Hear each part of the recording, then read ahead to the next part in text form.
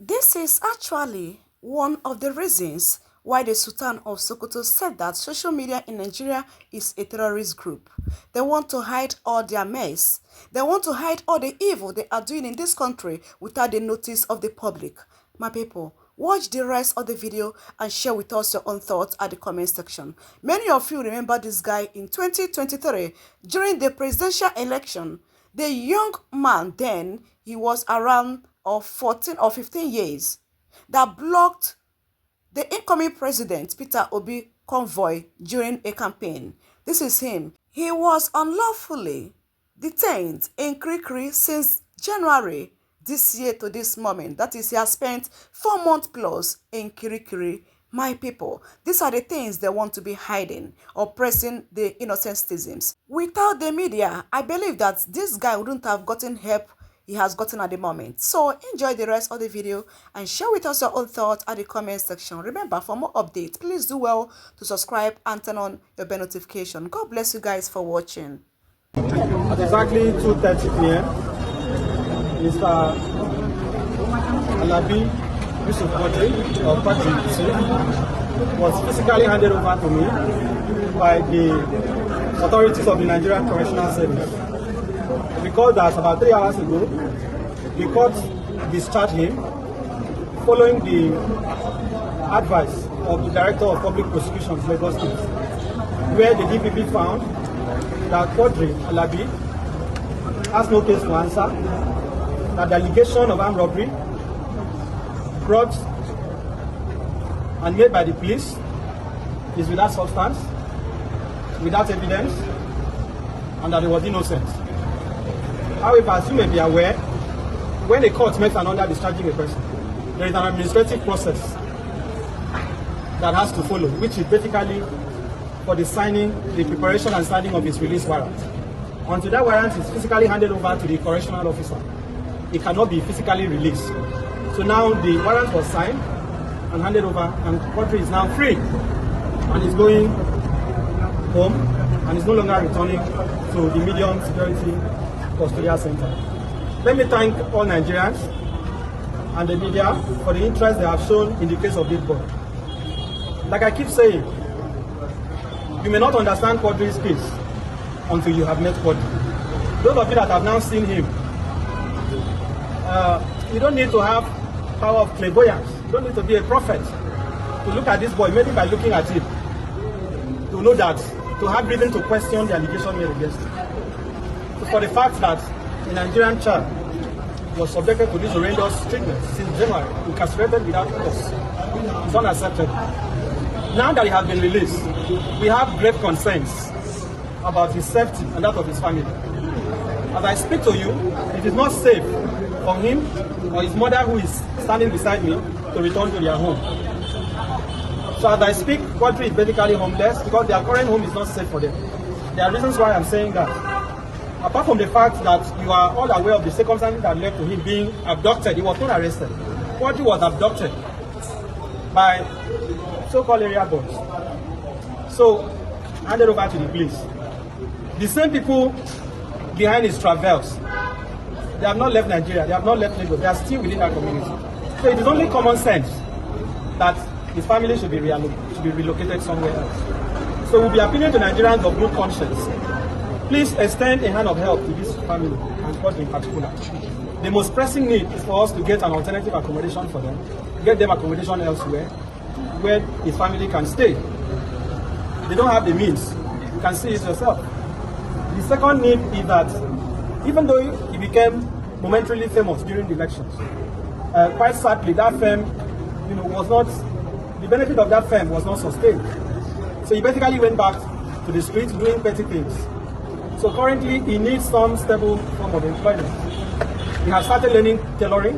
I don't know whether he would want to continue with that, but the point is that Quadri needs some form of rehabilitation that will enable him to be self-sufficient and useful to the country. So we're appealing to any spirited member of the public out there that may want to assist him beyond just the accommodation. Please reach out to me. We'll be able to bring that help to his family. And then lastly, I want to restate for emphasis, and I say this without apology, and I'm ready to say this before anybody in this country. I'm ready to say this before anybody. The divisional police officer of Amokoko divisional headquarters has to be removed. If the commissioner of police does not sanction him, along with the other officers who took part in this act of evil, what the commissioner of police Lagos will be telling Nigerians and the whole world is that the Lagos police now connive with criminal elements to abduct children and falsely frame them for armed robbery. So if the Lagos Police Command has no hand in this travesty, this abomination that has been done, if the IG does not consent to what has been done to Quadri, we want to see an immediate action taken against the officers who were behind it. We are not going to withdraw this demand. And as I have said, the police must also compensate him, and we are demanding for 100 million. Our last demand is public apology. If these demands are not made, we don't bluff. If these demands are not made within 14 days, I can confirm to you that I will be approaching the court. I will also be going directly to the Police Service Commission. One message we want to pass clearly is that Quadri's case is not an isolated case. We are all discussing Quadri today because his case has come to public knowledge. So Nigerians should ask the DPO of Amokoko, how many more Nigerians does he falsely frame for armed robbery? How many more Nigerians does he falsely frame for murder? How many more people have they thrown false allegations on and have them remanded in prison or the custodial center? This travesty has to be addressed, and it is in the interest of the Lagos Police Command to understand the gravity of what has happened. As I want to repeat, we are not going to withdraw this demand, and we are ready to state this demand before anybody and authority in this country. So I thank you once again for coming out, and I want to appreciate all of you who have stood by him, who have shown patience with this family. Nobody should ever have to suffer what Quadri has suffered. I, as a lawyer, you were aware in 2022, I went to prison for 1 month in this country because I took up a case against the governor. Yeah. So I have a practical experience of what it means to be wrongly incarcerated. And that is why nobody should be innocent, no innocent person should ever be made to spend a day in the prisons. Can we speak to Quadri about his experience in detention? Well, you can ask, but he may not be able to say a lot. Quadri, can you share with us what happened? Were you tortured? Did you come to under any form of abuse? What happened in prison?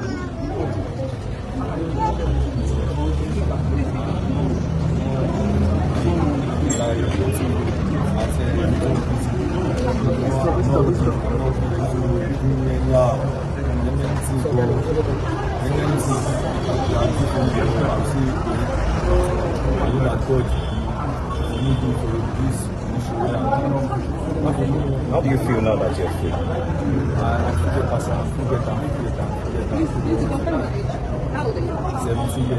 What do you want to?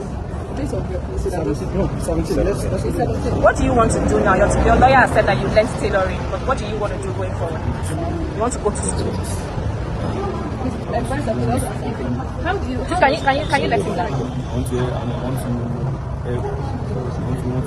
People should help my mother because she don't have anything, she don't have any things, they don't know the and once you live well, you are staying, once you sleep well, everybody can help us.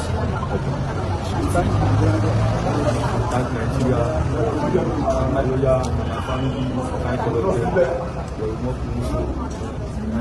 How do you call this case reinforce the instance of child right violation in Nigeria? Instance of what? Call this case reinforce child right violation. Well, there are many children like Quadri in our correctional centers. The juvenile justice system in Nigeria needs to be revisited. It needs to be revisited. And what I have seen from experience, this is not the first time. I've had these battles with the police before. The good news is that we have always defeated them. And this is not going to be an exception. What you will find in each of these cases is that when police arrest minors, most times they will falsify their ages. You heard the magistrate make that point. If they had disclosed that Quadri was 17, not the 18, the magistrate would have asked questions. The magistrate would have had interest in knowing why he should be sent to where adults are being detained. But they lied about his age. They lied about his age. They lied about everything. How can you say a young boy committed armed robbery and you now bring him, attach him to strangers and say they are his casemates, and the whole country is moving on? That is not civilization. And then you go back, the DPO possibly has children, he possibly has a wife in his house, but he went home to sleep. He's not bothered, and you are doing this to a child, people he has never met, he doesn't have any relationship with. You said that his case made for armed robbery. Meanwhile, even the touts that abducted him and brought him to you, they claim he was involved in street fighting, which is not true.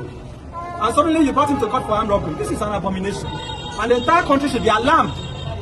Should be alarmed. It's an embarrassment to the country. That's why I'm saying, if the commissioner of police is not part of this evil conspiracy, we want to see the action he's going to take against the DPO. We're not going to compromise on that demand. The DPO of Amokoko must be removed. We are not, under no condition, even at gunpoint, we are not going to shift on that demand. He must be removed. Can you speak to the caller, please? Morning. English never sabi Yoruba. Yoruba, anyone, the value so. Báwo ni ẹ ṣe, báwo ni ṣe kò sí báwo lẹ ṣe ló ṣe lára yín sílẹ̀ ṣe ọmọ yìí. Inú mi dùn mi lójú ẹ̀gbọ́n àkọ́kọ́ pẹ́ mi lọ́wọ́ Mrs. Hassan torí pé kí ni òun ni ẹni tí ó jẹ́ kí ọ̀rọ̀ yìí nù. Torí ní ìgbà náà ó lọ síbi iṣẹ́ wọn aṣọṣẹ kan lọ́wọ́ rẹ̀ ọlọ́pàá kò ní àwọn bọ́ìsì mi lọ wọ́n láti ní àwọn ọlọ́pàá rẹ̀. Bàbá ẹ̀ kú sí ìfojú ọdún mẹ́ta lọ tí bàbá ẹ̀ kú torí owó tí wọ́n fún ẹ ló yẹ kí ra màálù ó yẹ kí ra rẹ̀ sí. Fáwọn bọ́ìsì ọmọ mi ni wọ́n fún. Yóò tẹ́ ẹ mọ̀ owó tó ọmọ ilé ìpalàgbà níbẹ̀ tó ẹ̀fẹ́ rí sójú àtọ́ wípé ìyẹ̀sì bó ṣe rìn ọmọ ilé ẹ̀ lọ síbi iṣẹ́ ṣó ti yé yín àmọ́ mo dúpẹ́ lọ́dọ̀ Ọlọ́run mo dẹ̀ dúpẹ́ lọ́wọ́ gbogbo èyí tó àdàgà lọ́ọ̀yà yìí. Èèyàn ni wọ́n àwọn méjèèjì àti Peter Obi Ọlọ́run ò ní pa báyìí ní agbára Ọlọ́run. Mọ́mí ṣàkọ́bí ni àbí ọmọ mílẹ̀ That's my last born. Last born mi ni. How many other children? Ọmọ mẹ́rin péré náà ni mo bí obìnrin kan ṣoṣo ọkùnrin mẹ́ta. kí lórúkọ yín mà. This is Bola Alabi. Thank you. Thank you. Thank you. Thank you for your patience. Thank you.